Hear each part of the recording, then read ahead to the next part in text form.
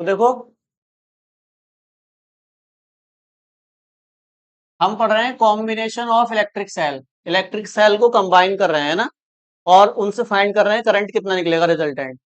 और कब सेल को सीरीज में जोड़ते हैं कब पैरेलल जोड़ते हैं उसकी भी स्टडी कर रहे हैं, है ना।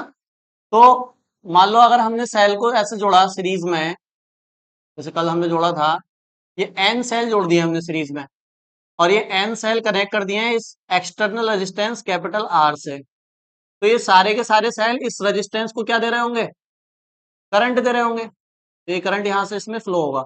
अब करंट का क्या एक्सप्रेशन आया था, ये सीरीज है ना, ये क्या है, सीरीज। तो कितना करंट आया था बताओ, क्या फॉर्मूला था, एन ई स्मॉल ई ना, N E divided by N R plus capital R, यही था सीरीज में।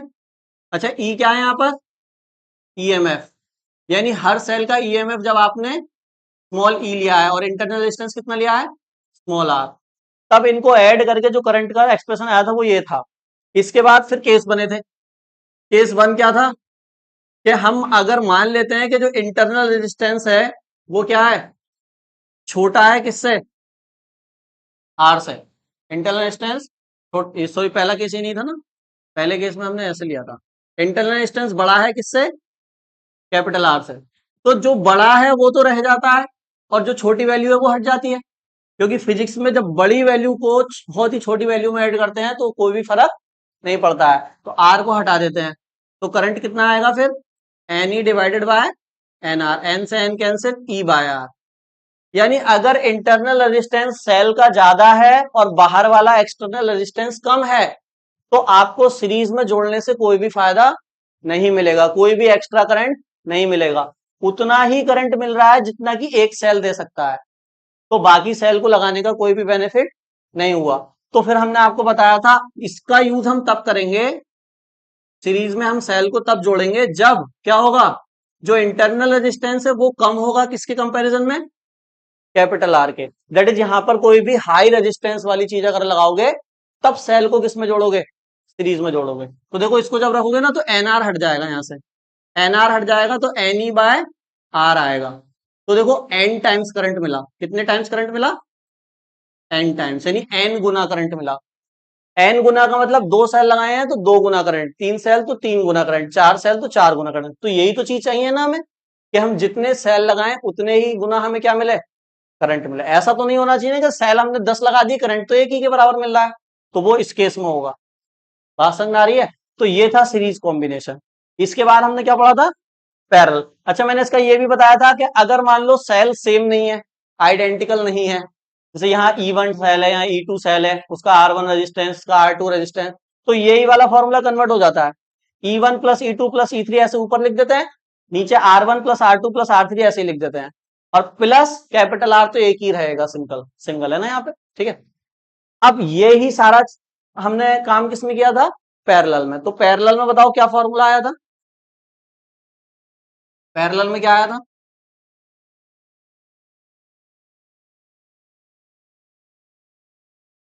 हम्म, पैरेलल। पैरेलल में पॉजिटिव टर्मिनल एक साइड जुड़ता है और निगेटिव टर्मिनल दूसरी साइड जुड़ता है। ऐसे करके मान लो हमने कितने सेल ऐड कर दिए हैं, एन सेल है, ऐसे करके लगा दिए, और इन सबका पॉजिटिव टर्मिनल एक साइड ऐड किया है और निगेटिव टर्मिनल एक साइड ऐड किया है, ठीक है। और ये सारे के सारे जो सेल हैं वो किस में करंट दे रहे हैं, एक बाहर लगा हुआ है एक्सटर्नल रेजिस्टेंस कैपिटल आर, अरे समझ गया ना। तो ये सब के सब इसमें करंट देंगे। तो यहाँ कितना करंट आया था बताओ, क्या निकल रहा था formula, E divided by R plus, ऊपर भी एन था क्या, तो N E divided by R plus N R. ऊपर एन नहीं था, शायद था, एलसीएम लिया था ना तो वो एन ऊपर ही तो जाएगा, है। अच्छा अच्छा, नहीं ईएमएफ सेम होता है वो तो बताया था, ये आया था, लेकिन इसका आर अपॉन एन आया था ना, इसका आर अपॉन एन आया था, फिर एलसीएम लिया था, फिर एन ऊपर गया था ना, वैसे एन ऊपर गया था, कैलकुलेट करते समय नहीं गया था। कॉपी में देखो ना, अपनी कॉपी कहाँ तुम्हारी। तो ऐसा आइडिया मत लगाओ, ये फाइनल रिजल्ट था ना, हाँ, तो इसी में भी क्या बने थे, दो केस बने थे, है ना। तो पहला केस क्या था, अगर हम आर को क्या कर देते हैं, बड़ा, मतलब इंटरनल डिस्टेंस बड़ा ले लेंगे, तो फिर कोई फायदा नहीं है इसमें पैरेलल ऐड करने का। अगर इसको बड़ा ले लोगे तो देखो फिर से हमें एक सेल के बराबर ही करंट मिल रहा है, कैंसिल हो जा रहा है ना इनसे। यानी जब आर बड़ा है तो सीरीज में ऐड करो, आर छोटा है तो पैरेलल ऐड करो। देखो आर को छोटा करोगे ना तो फिर एन टाइम करंट मिलेगा। सेकंड केस, आर को छोटा कर दो, that is small, small R को बड़ा कर दो, तो क्या होगा देखो, तो करंट मिलेगा एन ई अपॉन आर, मिल गया एन टाइम्स। तो इसमें एन टाइम्स कब मिलेगा, जब बाहर वाला आपका रेजिस्टेंस क्या होगा, कम होगा। बात समझ में आ गई। तो ये हमने आपको दो केस बताए थे। अच्छा, इसका वो केस नहीं बताया था जब इनको अलग अलग ले लोगे आप, E1 E2 R1 R2 E2 E3 R3 ऐसे करके लोगे ना, ये वाला केस नहीं बताया है। तो ये वाला केस आज डिस्कस करते हैं, और फिर हम मिक्स्ड ग्रुपिंग पढ़ेंगे। मिक्स्ड ग्रुपिंग मतलब सीरीज में भी लगेंगे कुछ सेल और फिर पैरेलल भी लगेंगे वो सेल। कहाँ देखा है कहीं पर मिक्स्ड ग्रुपिंग करते हुए, बताओ कैसे लगा, कहाँ लगाते हैं ऐसी चीज, मतलब सीरीज में भी लगाते हैं और पैरेलल भी लगाते हैं। हर साल लगाते हो आप, हर साल लगाते हो। दिवाली पर वो लगाते हैं लाइट बल्ब, कैसे लगाते हैं, ऐसे करके लगे होते हैं बल्ब, ऐसे करके। तो वो बल्ब सारे के सारे किसमें है, सीरीज में, और फिर ऐसे ऐसे ऐसे करके लगाते हो ना, तो वो आपस में पूरी पूरी क्या है, वो पैरेलल है। बात समझ में आ गया ना। तो लाइट बल्ब सीरीज में है और वो पूरा का पूरा जो झालर जिसको बोलते हैं वो आपस में क्या है, पैरेलल, तो वो मिक्स ग्रुपिंग है। वैसे ही मिक्स ग्रुपिंग अभी हम यहाँ पे करेंगे थोड़ी देर बाद, ठीक है। पहले इनको अलग अलग लेकर इसका फॉर्मूला ड्राइव करते हैं, जब अलग अलग सेल होंगे तो क्या होगा। तो देखो, जहां इसका एक्सप्रेशन आया था उसी के नीचे लिखो, if cells are not identicals, if cells are not identical, यानी यदि यदि सेल समान नहीं है, करिए टोटल, जब सेल पैरेलल लगे हुए हैं लेकिन सेल आइडेंटिकल नहीं है। हमने अभी जो कराया है वो सेल आइडेंटिकल है उसके लिए कराया है। लेकिन अगर क्वेश्चन में ऐसा आ गया कि सेल आइडेंटिकल नहीं है, तब कैलकुलेट करो करंट का फॉर्मूला, तो फिर वैसे नहीं होगा जैसे अभी बताया गया था, ठीक है। तो इसलिए इसको मैं अलग से करा रहा हूं सेपरेटली। आइडेंटिकल का मतलब समझ गए ना, ईएमएफ और इंटरनल रेजिस्टेंस दोनों ही क्या है, सारे सेल के अलग अलग हैं। तो देखो हम अब एन सेल नहीं ले रहे हैं, हम केवल तीन सेल ले रहे हैं, वहीं से आइडिया लग जाएगा। E1 E2 E3 जहां आ रहा होगा वहीं पे आगे बढ़ा देंगे उसको, E4 E5 E6 ऐसे करके कर देंगे, जैसे रेजिस्टेंस वाला करते हैं, तीन के लिए करते हैं ना, चार आ जाते हैं तो चार को भी वैसे ऐड करना है, पांच को भी वैसे ऐड करना है। तो तीन सेल लेंगे, डायग्राम भी सही बन जाएगा और समझ में भी आ जाएगा। तो देखो, एक सेल में यहां ले लेता हूं पहले, ठीक है। इसका मैंने कह दिया ईएमएफ कितना है, E1, और इंटरनल रेजिस्टेंस कितना है, R1। इसको ऐड करेंगे हम। दूसरा ले लेते हैं, ईएमएफ है E2, इंटरनल रेजिस्टेंस है R2, ठीक है। तीसरा ले लेते हैं, देखो ईएमएफ है E3, इंटरनल रेजिस्टेंस है R3। ये तीन सेल मैंने देखो पैरेलल ले लिए, ठीक है, E1 E2 E3, और इनको कनेक्ट कर देंगे कहां से, एक एक्सटर्नल रेजिस्टेंस,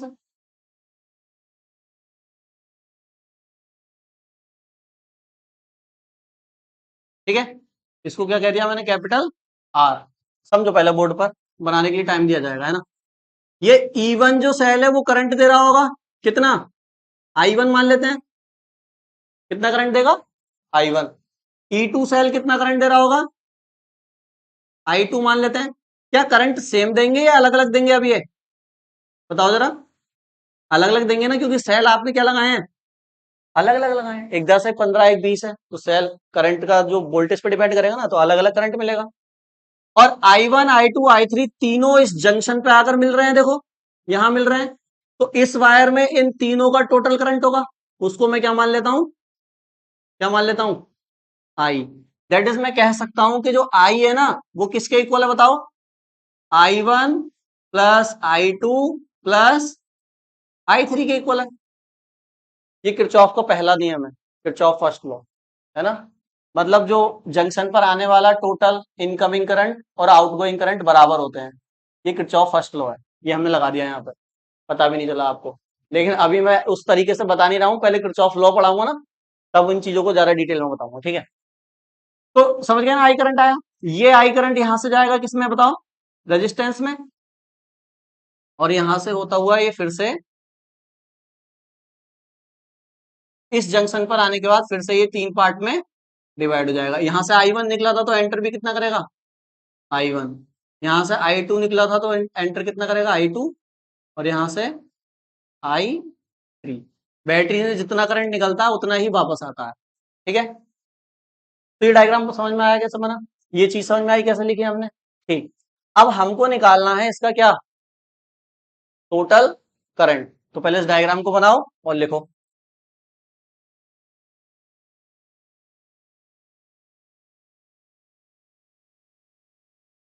लिखो, माना तीन सेल, पहले लिख लो चलो। माना तीन सेल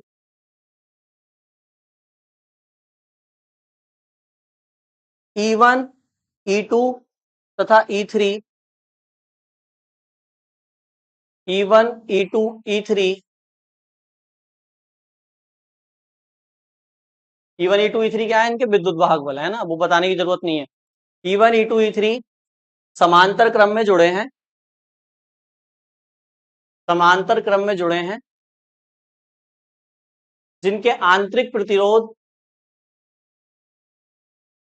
जिनके आंतरिक प्रतिरोध R1, स्मॉल r1 है ना, R1, R2, R1, R2 तथा R3 हैं, R1, R2 तथा R3 हैं। तीनों सेल क्रमशः, तीनों सेल क्रमशः I1, I2 तथा I3 धारा एक्सटर्नल रेजिस्टेंस कैपिटल R को दे रहे हैं।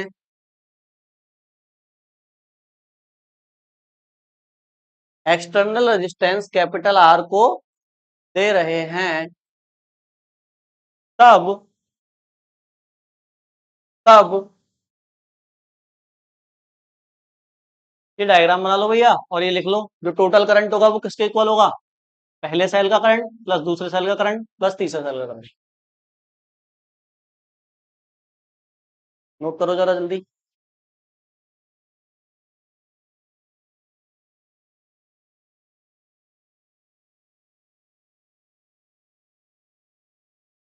हो गया यहां तक। हमारा टारगेट क्या है, टोटल करंट का फॉर्मूला निकालना है ना। और टोटल करंट हमने आपको क्या बताया, किसके इक्वल है, I1, I2 और I3 के सम के इक्वल है। यानी अगर हम किसी तरह से I1 की वैल्यू निकाल लें, I2 निकाल लें, I3 निकाल लें और इनको यहाँ पुट कर देंगे तो क्या निकल जाएगा, I निकल जाएगा नहीं।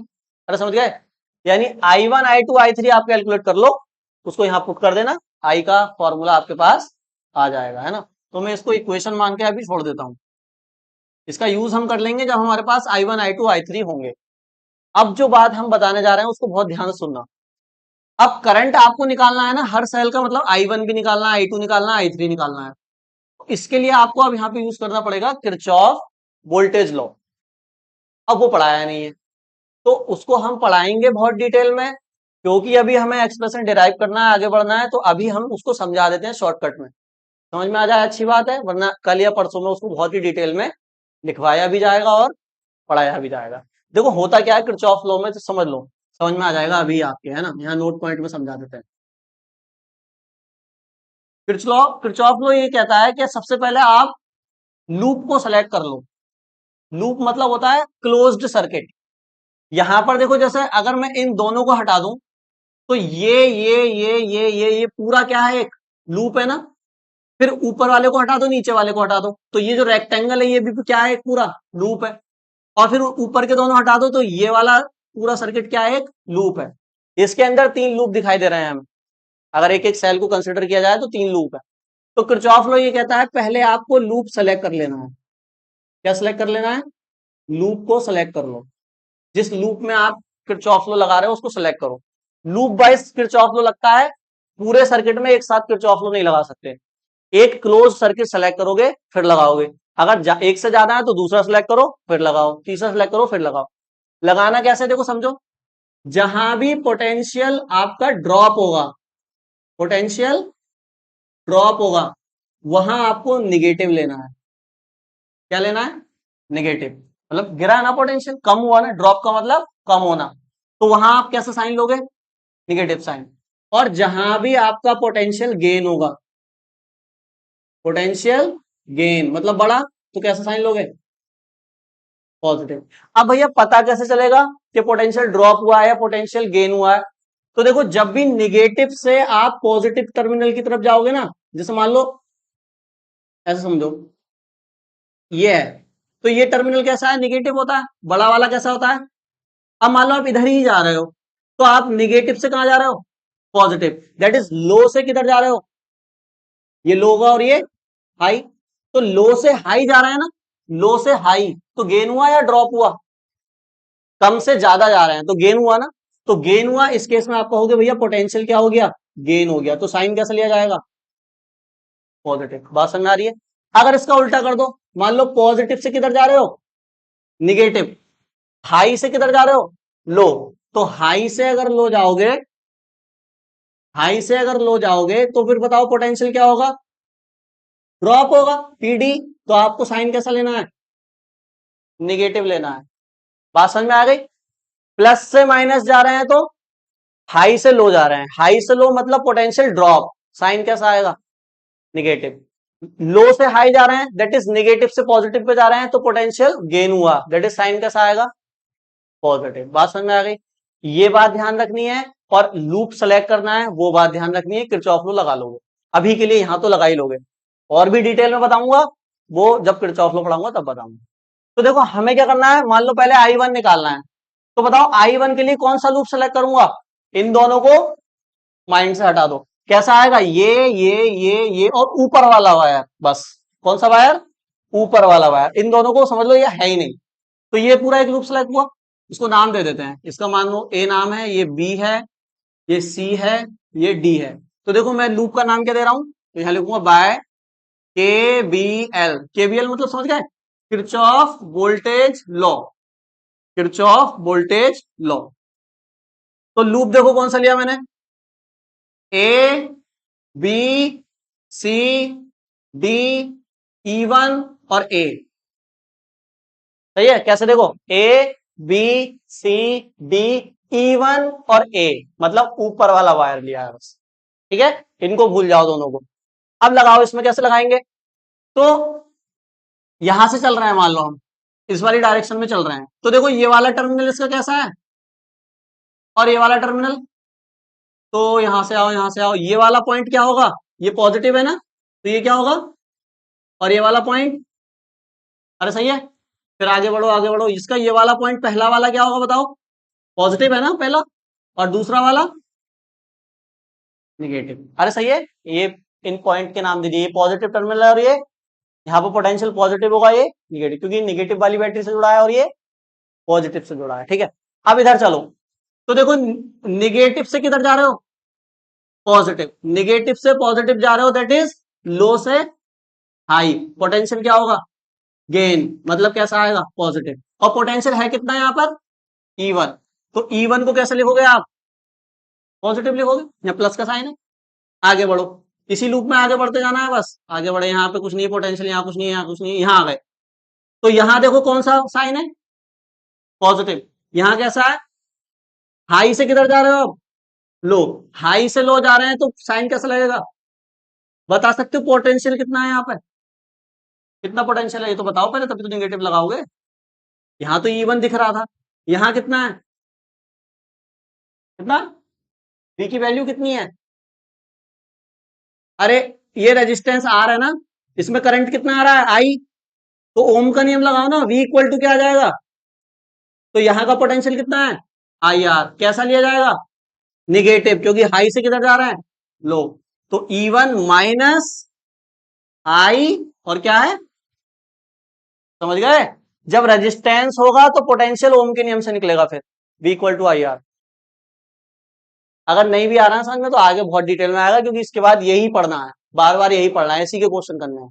फिर भी कोशिश करो समझने की। तो प्लस से माइनस जा रहे हैं, पोटेंशियल क्या हुआ है, ड्रॉप। ड्रॉप हुआ है तो माइनस, और पोटेंशियल है कितना, तो ओम का नियम लगा दिया, V equal to I R. I current है, आर रेजिस्टेंस। यहां तक बात समझ में आ गई।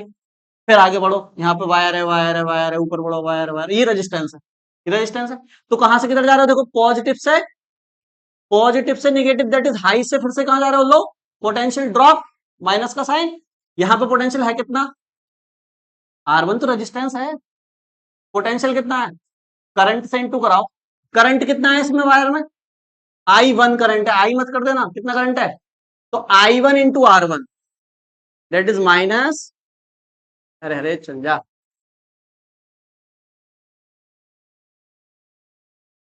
अरे अरे कम तोड़ दिया इसने मार करने तो।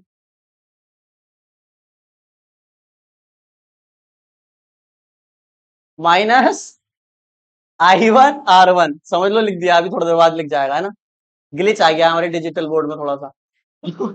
माइनस I1 और किरचॉफ लो ये कहता है अगर आपने पूरे लूप का पोटेंशियल लिख लिया है तो वो इक्वल टू होगा जीरो के। किसके इक्वल टू होगा, जीरो के। दैट इज पूरे लूप का नेट पोटेंशियल कितना आएगा, जीरो आएगा। ये किरचॉफ का सेकंड लॉ है। और फर्स्ट लॉ मैंने तुम्हें यहां बताया था कि इनकमिंग करंट और किसी जंक्शन पर, जंक्शन मतलब किसी पॉइंट पर, इनकमिंग करंट और आउटगोइंग करंट क्या होते हैं आपस में, इक्वल होते हैं। देखो यहां लिखा था ना, इनकमिंग कितने हैं, I1 I2 I3, और आउटगोइंग कितना है, आई, दोनों क्या है आपस में। ये फर्स्ट लॉ है, और ये क्या लगा दिया, सेकंड लॉ। दोनों लॉ यही हो गए खत्म। अरे बात समझ में आ गई।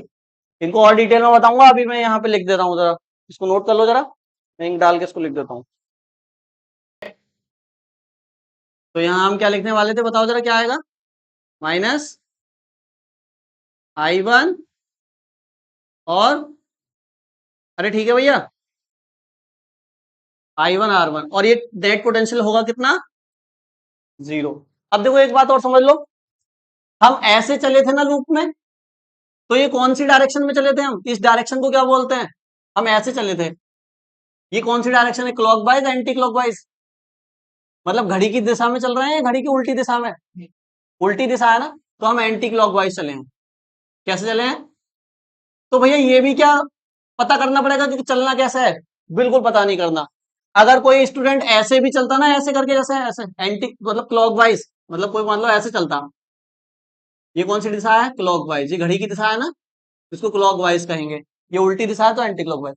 तो लूप में किसी भी डायरेक्शन में चला जा सकता है। अगर ऐसे भी चलोगे तब भी आंसर यही आएगा, और ऐसे चलोगे तब भी आंसर यही आएगा। किसी भी डायरेक्शन में आप चल सकते हो, है क्या कह रहे हो, वो यही आएगा। अभी तुम्हें लग रहा होगा कि भैया एक ये तो माइनस में आ जाएगा, ये प्लस में आ जाएगा, तो ओवरऑल इक्वल टू जीरो है ना, तो सही इधर उधर लेके जाओगे ना तो ऐसी इक्वेशन बन जाएगी, गलत नहीं होगा वो भी। तो जो लूप सेलेक्ट किया है उसमें कौन सी भी डायरेक्शन आप सेलेक्ट कर सकते हो, और पोटेंशियल गेन हुआ है तो प्लस लगा दो, ड्रॉप हुआ है तो माइनस लगा दो, और लिखते चले जाओ, लिखते चले जाओ, लास्ट में इक्वल टू क्या कर दो, खत्म। इतना आसान है। अरे सही है। तो अब इधर आ जाओ, मकसद क्या है हमारा, मकसद, मकसद है I1 निकालना, मकसद नहीं भूलना, ठीक है। तो देखो I1 दिखाई दे रहा है इसमें कहीं, कहाँ है I1, ये है I1, है ना। तो क्या करूं देखो जरा, I1 मुझे निकालना है, तो मैं क्या करूं बताओ, इसको इधर ले जाता हूं, पहले पॉजिटिव कर लेता हूं। तो I1 R1 plus IR is equal to क्या लिख दूं, अरे समझ गया ना, इन दोनों को इधर ले गया, और फिर इधर वाली वैल्यू को इधर लिख दिया, और इधर वाले को इधर, ये कितना है, अरे समझ गए, न समझे, ये माइनस क्या है ना, दोनों, दोनों को किधर ले गया, इधर वाली को पहले लिख दिया और इधर वाले को, अब समझ गए। यहां से I1 निकालना है, तो IR उधर जाएगा, क्या कैसा हो जाएगा बताओ, तो E1 माइनस I1 निकालोगे तो R1 को कहां भेजोगे, तो E1 minus IR divided by, ये क्या आ गया। अब I2 निकालना है तो कौन सा लूप सेलेक्ट करना पड़ेगा भैया, A B C D E to A, ये रेक्टेंगल सीधा सीधा। अब मैं कह रहा हूं बार बार मत मेहनत करो, आई वन आ गया ना, सिमिलरली कर दो। आई टू में क्या होगा, यहां आई टू आ जाएगा, ई वन की जगह ई टू आ जाएगा, आर वन की जगह। आई थ्री में क्या होगा, आई थ्री ई थ्री और आर थ्री। मेहनत मत करो, पता चल गया सीख गए, लेकिन मेहनत मत करो, ठीक है। तो हम सिमिलरली कर सकते हैं। तो सिमिलरली, वैसे अगर लूप सेलेक्ट करके करना चाहे कोई स्टूडेंट तो कर सकता है ना, घर से कर लेना। तो E two minus I R divided by क्या, आर टू। और आई थ्री कैसे निकालेंगे, E three minus I R divided by R three. तीनों वैल्यू हमें मिल चुकी हैं, इक्वेशन फर्स्ट में रखना है, आंसर आ जाएगा। नोट करो जल्दी, तो पुट कराओ, क्या आएगा। तो फ्रॉम इक्वेशन, इसके नीचे लिख देना फ्रॉम इक्वेशन फर्स्ट, बताओ I is equal to, I one कितना है भैया, E one minus I R divided by plus I two कितना है, E two minus I R divided by E three कितना, आई थ्री कितना है, E three minus I R divided by, क्या निकल गई आई की वैल्यू ये, बताओ। क्या ये आई की वैल्यू आ गई, बस और कुछ नहीं करना है इसमें। देखो तुम्हें यहाँ आई दिखाई नहीं दे रहा है क्या, यहाँ आई, आई की वैल्यू निकालने का मतलब है कि केवल इधर एक सिंगल आई आना चाहिए और इधर आई कहीं नहीं आना चाहिए, है ना। तो अभी देखो यहाँ पे सब में आई आई आ रहा है, तो इनको तो हटाना पड़ेगा ना यहाँ से, तभी तो आई की वैल्यू निकलेगी।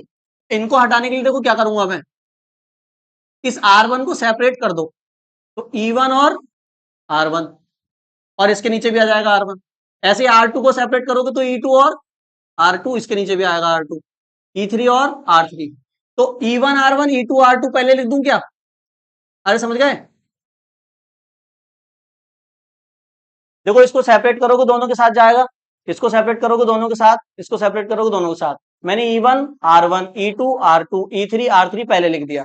अब बचा क्या, minus I R divided by R one minus I R divided by R two minus I R divided by, सही है।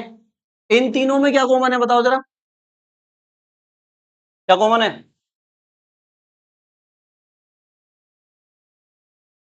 हम्म, आई आर कॉमन है ना।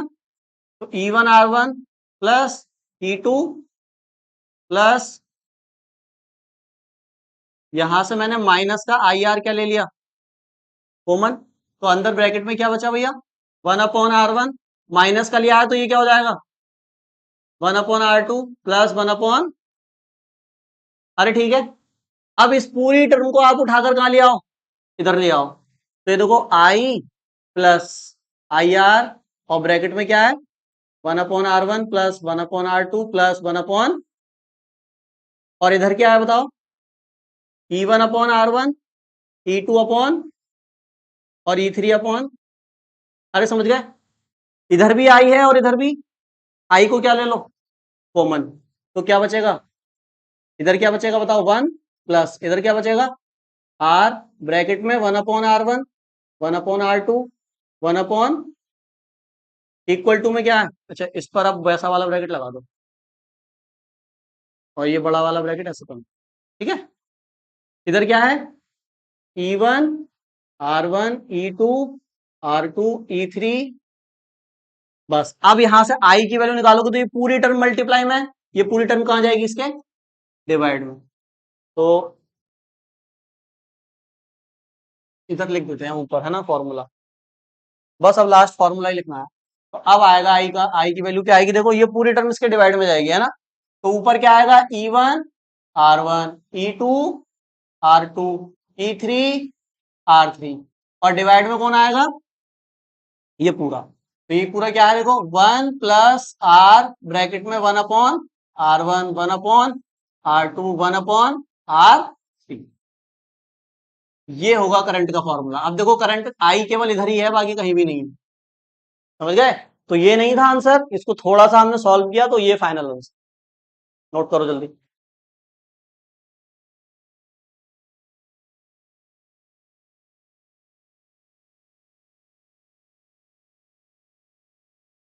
तो अगर किसी न्यूमेरिकल में जो सेल लगे हुए हैं पैरेलल लगे हुए हैं और वो इस तरह से लगे हुए हैं अलग अलग, तो फिर आपको वो फॉर्मूला नहीं ये फॉर्मूला लगाना पड़ेगा करंट निकालने के लिए, ठीक है। बोर्ड में तो नहीं आता ऐसा न्यूमेरिकल, लेकिन कंपटीशन वाले एग्जाम में आ जाता है।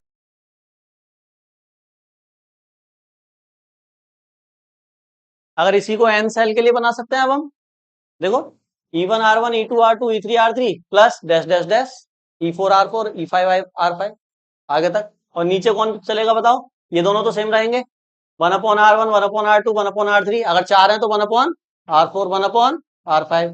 तो इसको हम एन टाइम्स कर सकते हैं। अरे समझ गए, तो ऊपर वाली वैल्यू एन टाइम हो जाएगी और ये स्मॉल r1 एन टाइम हो जाएगा, ये वाला है ना, बाकी सब सेम रहेगा। लिख देता हूं मैं यहाँ पे, ये हो गया आपका नोट, ये हो गया। तो मैं यहाँ लिख देता हूँ एन सेल के लिए, कितने सेल के लिए, एन सेल के लिए। मान लो सर्किट में 4 या 5 या 6 सेल दे दिए ना, तो फिर यहाँ लिख देते हैं 4 n सेल्स। एन सेल की बात करेंगे तो देखो same formula, E1 R1 E2 R2 E3 R3 कहां तक, कितने टाइम्स, n टाइम्स, ठीक है। और डिवाइड में देखो 1 प्लस आर तो ऐसे ही रहेगा, ब्रैकेट में 1/R1 plus 1/R2 plus 1/R3 कितने टाइम्स, n टाइम्स, बस सेम फॉर्मूला।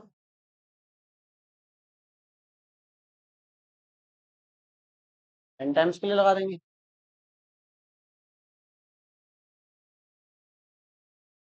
देखो थर्ड था कॉम्बिनेशन मिक्स्ड ग्रुपिंग,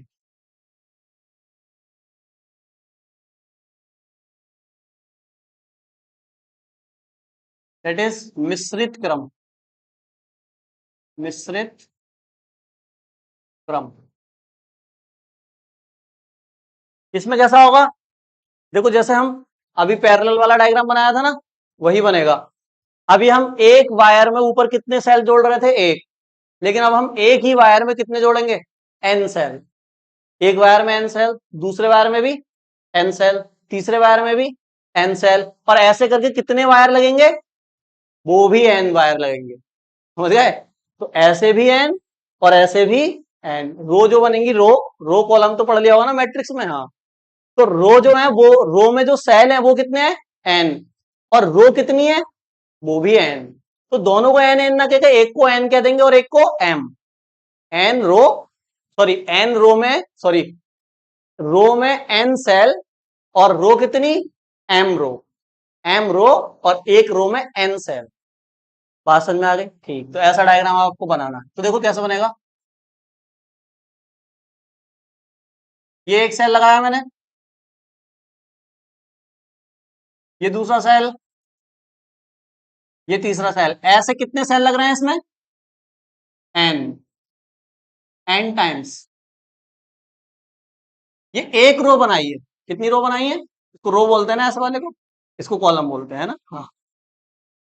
चेक कर रहा हूं तुम्हें मैट्रिक्स पढ़ा है या नहीं पढ़ा है। ऐसे करके एक रो और बना दी मैंने, है ना ये।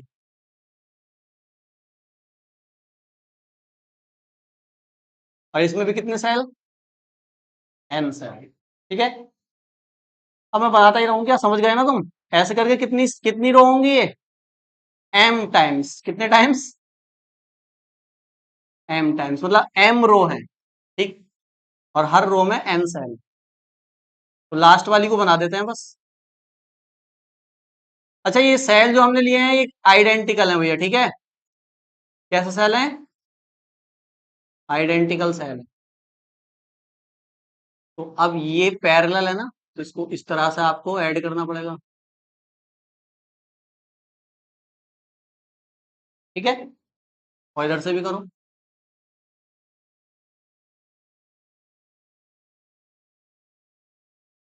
और ये सारे के सारे सेल इकट्ठा होकर किसको दे रहे हैं करंट, एक बाहर वाले रेजिस्टेंस को, कैपिटल आर। तो ये जो हमने सर्किट बनाया ना, ये किसका सर्किट है, मिक्स्ड ग्रुपिंग का, ऐसे करके आप मिक्स्ड ग्रुपिंग कराओगे। तो देखो इसमें देखो सीरीज भी लगा हुआ है, ये सारे सेल्स किसमें है, सीरीज में, और ये पूरी की पूरी सीरीज किसमें लगी हुई है, आपस में पैरेलल लगी, वही है ना एग्जांपल, वही जो मैंने दिया था, सेम है। ठीक, तो ये करंट आया यहां से, मान लो इनका करंट आया यहां से, इनका करंट आया यहां से, और ये सारा का सारा करंट किसमें जाएगा, रेजिस्टेंस। ठीक है, जल्दी बनाओ इसको डायग्राम को। एक काम करो, बनाओ मत, पहले मुझे समझाने दो, बाद में बनाते रहना तुम, मुझे अब रेस्ट मत करने दो तुम, ठीक है, मैं इकट्ठा ही रेस्ट करूंगा अब, ठीक है। तो मान लिया हमने ये जो सेल है ये आइडेंटिकल है, तो ये ई आर, ये भी ई आर, ई आर, ऐसे भी ये क्या होगा, ये भी E R, E R, E R, और ये भी ई आर, ई क्या है इनका ईएमएफ, और आर क्या है, इंटरनल रेजिस्टेंस। अब अपने उसी मेथड पे आ जाओ जो आपने सीरीज में किया था करंट निकालने के लिए, जो पैरेलल में किया था। पहले क्या लिखते हैं, टोटल ईएमएफ, फिर लिखते हैं टोटल इंटरनल रेजिस्टेंस, फिर लिखते हैं टोटल रेजिस्टेंस, और फिर करंट का formula total EMF divided by total resistance. अरे समझ गए, ठीक। तो कोई बता सकता है टोटल ईएमएफ कितना होगा इस पूरे सर्किट में, टोटल ईएमएफ बता सकता है कोई, बताओ। बता सकते हो बिल्कुल, क्योंकि सीरीज पैरेलल तो पढ़ ही लिया, और इन दोनों का मिक्सचर ही तो ये है, तो बताओ टोटल ईएमएफ बताओ। देखो सीरीज में ऐसे करके ई ई ई ई एन सेल लगे हुए हैं, तो एक सीरीज का ईएमएफ कितना हुआ, अरे ई प्लस एक सेल का ई, दो सेल का टू ई, तीन सेल का थ्री, तो एन सेल का एन ई, एक सीरीज का ईएमएफ एन ई है। ऐसी सारी की सारी सीरीज पैरेलल लगी हुई है, तो मैंने बताया था पैरेलल में क्या चीज सेम रहती है, ईएमएफ, वोल्टेज सेम रहता है। तो अगर एक का एन ई है तो इन सबका क्या होगा, एन ई ही होगा। जैसे अभी पैरेलल वाला किया था, तो उसमें एक का ई था, तो सबका हमने क्या ले लिया, ई ही ले लिया, तो सबका सेम था ना। ठीक, तो टोटल ईएमएफ कितना लेंगे फिर बताओ, एन ई, पूरे सर्किट का है, पूरे सर्किट का एन ई, ठीक है। अच्छा ये बताओ total internal resistance, total internal क्या, बताओ टोटल इंटरनल रेजिस्टेंस कैसे निकालें। एक सीरीज में देखो, पहले एक सीरीज में देखो, एक रेजिस्टेंस आर, सीरीज में कैसे ऐड करते हो, सीधा सीधा ऐड करते हो ना, एक में आर, दो में टू आर, तीन में थ्री आर, तो एन आर हो जाएगा। एक में एन आर है, फिर एन आर इसका, एन आर इसका, एन आर इसका किसमें लगा हुआ है, पैरेलल में। तो पैरेलल के लिए फॉर्मूला लगाओ direct, one upon R dash बोल रहे हैं। एक सीरीज में कितना है, मतलब इस पूरी में कितना है, एन आर, अरे सही है, प्लस दूसरी पूरी में कितना है, एन आर, ऐसे करके कहां तक जाएगा, कितने टाइम्स, एन नहीं कितने टाइम्स, ऐसा इसको एक मान रहे हो ना तुम, अब इसको एक मान रहे हो पूरे को, कितना रेजिस्टेंस का एक का, एन आर, इसका एन आर, इसका एन आर, ऐसे करके N R N R N R resistance लगे हुए हैं कितने टाइम्स, एम टाइम्स, तो एम टाइम्स। अब एम टाइम्स है तो ऊपर क्या आ जाएगा, एम, तो एम अपॉन एन आर, तो one upon R dash equal to M upon N R, जैसे पैरेलल में किया था याद है, one upon R, N time था तो एन अपॉन आर कर दिया था। ऐसे ये एम टाइम है तो एम अपॉन एन आर, उल्टा करो इसको तो आर डैश कितना आएगा, तो ये आ गया आपका टोटल इंटरनल, टोटल रेजिस्टेंस बताओ आप, ये तो इंटरनल है ना। अब बताओ टोटल, तो टोटल के लिए इसको भी क्या करना पड़ेगा, ऐड करना पड़ेगा। तो ये तो सीरीज में ही है ना इसके साथ, समझाया था उस दिन, ये सीरीज में है, तो कितना आ जाएगा बताओ, आर प्लस एन आर, या ऐसे लिख दो पहले एन आर प्लस कितना है, एम, और प्लस में मिल गया भैया, टोटल ईएमएफ ये हैगा, और टोटल रेजिस्टेंस ये हैगा, तो करंट कितना आएगा, आई कितना होगा बताओ, total EMF upon total resistance, EMF कितना है, एन ई, और रेजिस्टेंस कितना है, N R by M plus, LCM लेके इसको ऊपर पहुंचा देते हैं, तो देखो इसके नीचे वन मानो, तो एन ई डिवाइडेड बाय, ये एम इधर चला जाएगा, वन से इंटू उसकी कराओगे ये आएगा, तो N R plus M R, और नीचे वाला एम कहां जाएगा, लिख दूं ऊपर डायरेक्ट, ठीक। तो आई का फाइनल फॉर्मूला आया M N E divided by N R plus M R, ये मिक्स ग्रुपिंग में हमारा आई का फॉर्मूला आता है। ठीक है, अब सुनो, ये फॉर्मूला आया है, एक्सप्रेशन आया है, क्या ये फॉर्मूला ये बता रहा है कि मैक्सिमम कब मिलेगा मिनिमम कब मिलेगा? इससे नहीं पता चल रहा ना। अब हम पता करेंगे कि हमें मैक्सिमम करंट कब मिलेगा, जैसे पैरेलल और सीरीज में करा था। तो इसको मैक्सिमम करने के लिए थोड़ा अलग से ट्रिक लगानी पड़ेगी हमको। बताओ ये मैक्सिमम कब होगा? कोई वैल्यू फ्रैक्शन में लिखी हुई है, तो वो वैल्यू मैक्सिमम कब होगी? जैसे मान लो आपसे पूछा जाए, ये 7/5 लिखा है, ये 7 मैक्सिमम, सॉरी, ये मान लो एक्स की वैल्यू है, एक्स की वैल्यू क्या है? 7/5। तो एक्स मैक्सिमम कब होगा? अगर ये नीचे वाली वैल्यू क्या करता जाऊं मैं, छोटा करता जाऊं, देखो 7/4 करूंगा, बढ़ जाएगा, 7/3 और बढ़ जाएगा, 7/2 और बढ़ जाएगा, 7/1 और 7/0, तो इनफाइनाइट। अरे समझ गए? तो इनफाइनाइट को ये समझ लो क्या, मैक्सिमम। यानी नीचे वाली वैल्यू अगर मिनिमम होगी, ध्यान समझो, ध्यान से उसको, नीचे वाली वैल्यू अगर मिनिमम होगी तो ओवरऑल वैल्यू क्या होगी? यानी करंट को मैक्सिमम करना है तो ये एनआर प्लस एमआर को क्या होना पड़ेगा? मिनिमम। क्या होना पड़ेगा? मिनिमम। अब इसको मिनिमम कैसे करेंगे, करंट मैक्सिमम कैसे आएगा, ये सब डिस्कशन हम लास्ट नेक्स्ट लेक्चर में कर लेंगे। ठीक है, यहां तक इसको नोट कर लो, थोड़ा बड़ा डेरिवेशन है ये।